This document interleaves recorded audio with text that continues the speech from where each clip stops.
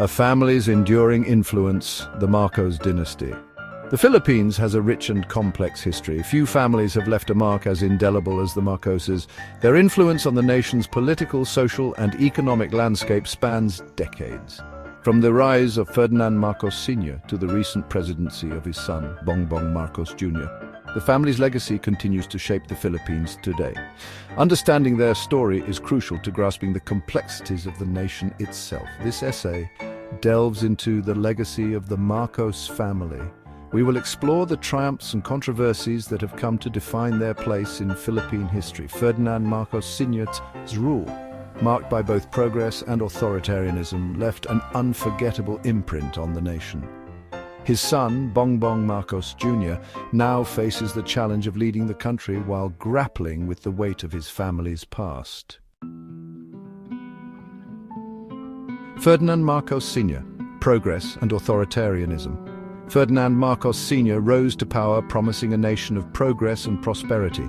His early years in office witnessed significant infrastructure development. Roads, bridges, hospitals and schools were built across the country. This period also saw notable economic growth, elevating the Philippines' standing in the region. Marcos Sr. possessed a charisma and intellect that captivated many, cementing his image as a capable leader.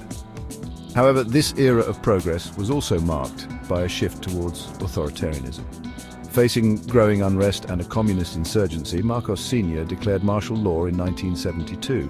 This declaration, initially presented as a necessary measure to restore order, would have far-reaching consequences for the Philippines and its people.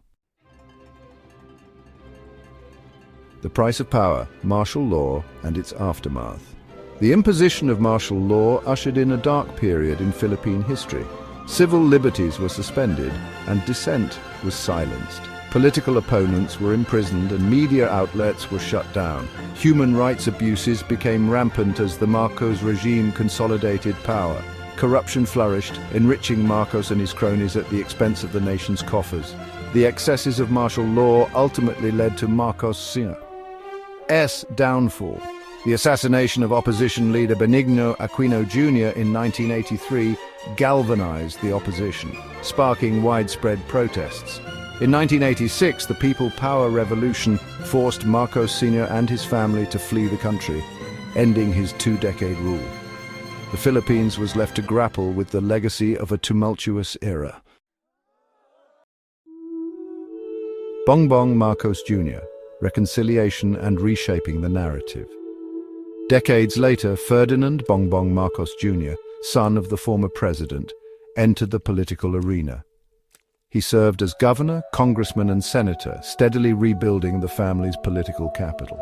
In 2022, Bongbong Marcos Jr. secured a landslide victory in the presidential election. His campaign, centered around unity and economic recovery, resonated with voters eager for stability and a return to what they perceived as a more prosperous era.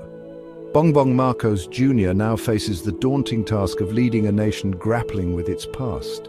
He has spoken of reconciliation and moving forward, but his family's history casts a long shadow. His presidency will undoubtedly be defined by how he navigates the legacy of his father's regime while forging his own path for the Philippines.